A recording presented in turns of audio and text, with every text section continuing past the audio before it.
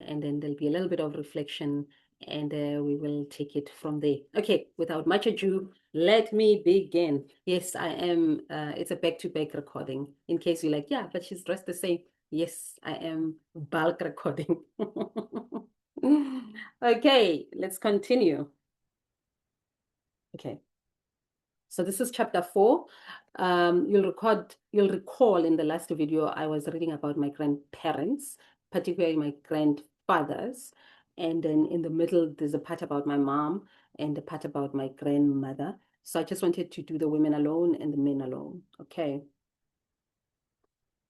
My mother, for as long as I can remember, has been going to church. So because I wrote it when my mother was still alive, so that's why it is in almost present tense. My mother, for as long as I can remember, has been going to church. She always found solace in the word of God. She sent us to Sunday school every Sunday. I mean, oh, my mother, every Sunday without fail, she would make sure that we go to Sunday school. So much so that if I missed Sunday school, for whatever reason, which was rare, the Sunday school teacher or children at Sunday school would come looking for me. They would think something was off. Man, I tell my students this all the time, that my earliest memory, we all have an earliest memory, a memory where one morning you wake up and you find yourself here on planet Earth as a human being. That early or that first memory, mine is me at Sunday school and then me at school, but the most prominent ones are the ones of me in Sunday school. That's how entrenched church was to me and by my mom. And that's why I love the Bible so much. If you're my student and you're at Patreon, you know I like to quote them verses, right? In our teachings, in my teachings. Okay. She sent us to Sunday school every Sunday. When we came back, she would invariably have made a full Sunday lunch for us. I still don't know how they used to do it. Remember our mothers? Like by the time you come back from Sunday school, it's not even 1 yet. It's probably 11 or 12 latest. And a full 7 colors lunch would have been made. And it used to baffle me, when does she do it? Now that I'm old, I know her, oh, when we go to church, oh, my mom. She ensured that we changed from our Sunday clothes and then Sunday clothes and wore casual clothes. Then she dished up for us before going off to the big church from noon until late evening.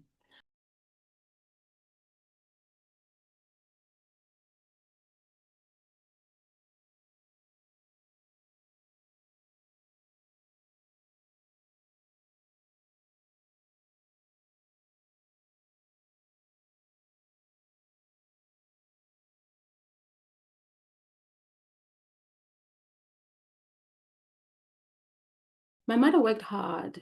She still does. I'm saying this in present because when I wrote the book, she was still alive, right? She has always been a working woman. She was the parent we went to for everything, from school stuff to Christmas clothes. Like my father, my mother never really spoke to us, especially when we were kids.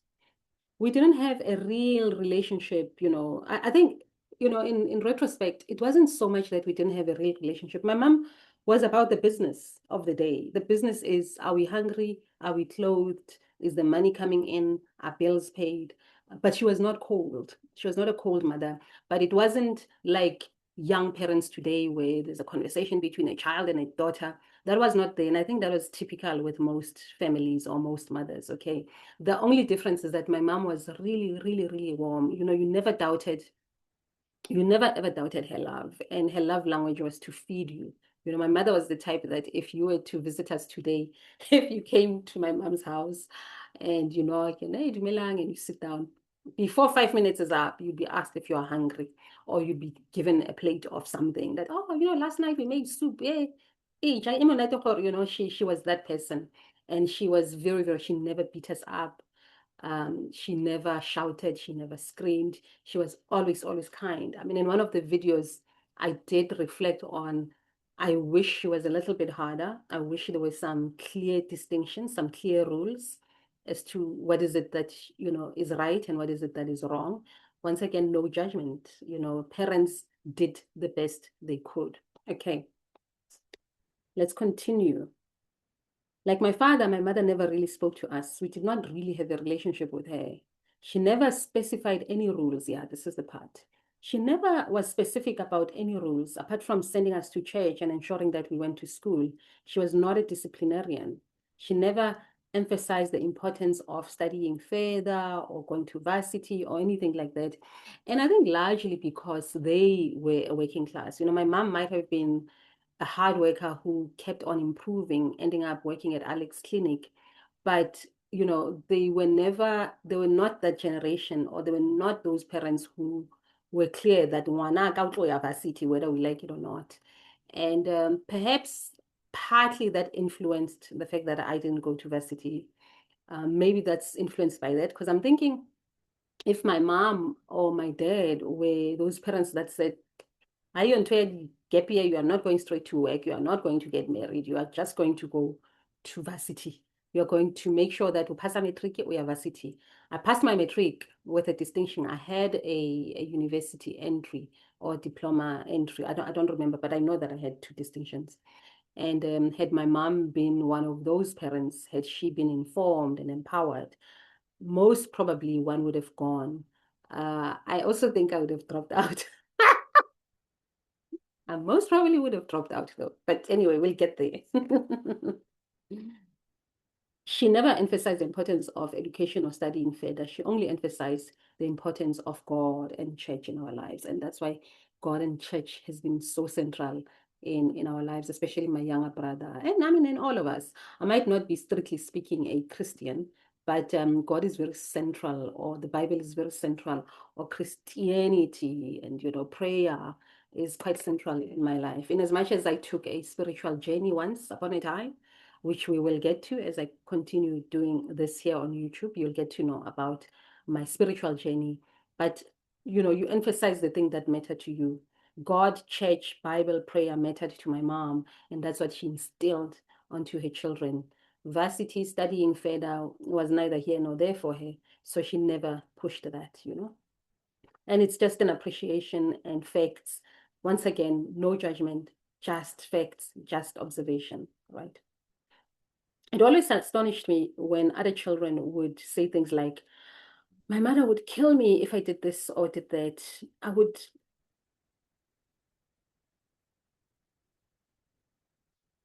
Okay, let's continue. I think I'll read this last part. It always astonished me when other children would say things like, my mother would kill me if I did this or that. Or I would get into so much trouble if my father found this out.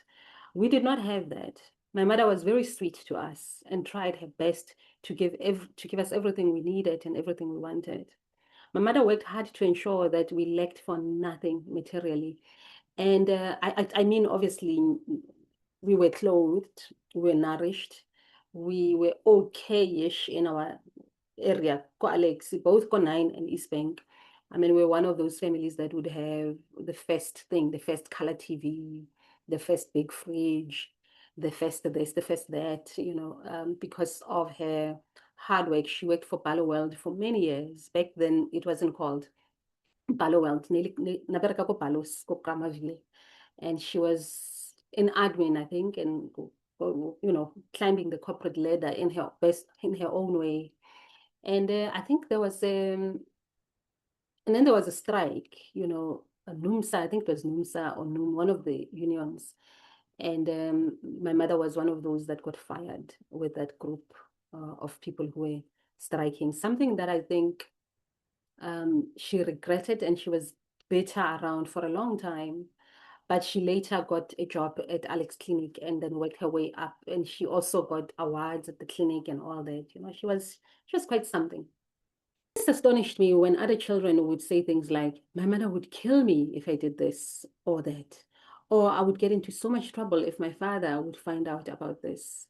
We did not have that. My mother was very sweet to us and tried her best to give us everything we wanted. My mother worked hard to ensure that we lacked for nothing materially, even though we were not the wealthiest and had no real luxuries. She made sure we were not poor, we were not destitute. My mother always had a distant look in her eyes. She would frequently speak to herself. I'd often catch her speaking to herself, you know, or just mumbling something. I think she lived in constant worry and in constant fear of my dad. My mother and my father were never affectionate with each other, at least not in front of us. Like most African families, I have never seen a hug, an affectionate touch, or kiss between them. I'm not sure if they ever truly spoke. She was a busy mother at home, cooking or cleaning or going to church. And during the week, she'd be going to work, of course. And if my father was not sitting reading a newspaper, he was absent, as in physically out, with friends. I have never seen them sitting together, talking, laughing, and spending time with one another, like my maternal grandparents. So I'm gonna leave it here for today and just maybe reflect on my mom some more. That, I still maintain that my mom was the best thing for us, even though you can hear she had her own challenges, her own limitations. But I still think that we got the best deal with her. The most generous person I have ever met. Like I said in one of the videos, we were always living with someone else. Often there'd be a cousin or two, there'd be an uncle. I mean, we also even lived with my grandfather for a while. Not too long though, but my grandfather stayed at my mom's house for a bit. And he would always wake up in the morning and make my mom and dad tea. That's the first thing he'd do, make my mom and my dad tea. And then he'd make Tsolo tea, my daughter, because Tsolo was a baby. And he'd always make sure that the dishes are done. He was so helpful. I mean, Kulu worked for Patco, the bus company. Remember Patco, guys? Patco had a huge, by a depot, is it a depot where the buses are, where they start in Alex, Skopen, Africa. So my grandfather worked there. But then he also had the peace job the peace job in Bramley, in Orange Grove. He worked for this Italian family and he used to call them Amatarian. Italian. And he would always come back with like big bowl of pasta. The other day I spoke about how I I love Italian food. I think that was also the influence. And my grandfather was so into Italian food as well. And he would always say, Italian litini ngafaki itamati sauce, like he'd come with a big bolognese or a pasta dish with a lot of olives or whatever. And apparently you're supposed to eat it that way. Add this, don't add tomato sauce, don't add aromat. Please don't add aromat anyway. Aromat, I think aromat is the pits, guys.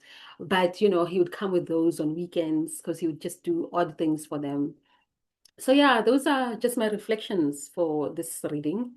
And this, my friends, is my story. I cannot wait to hear yours.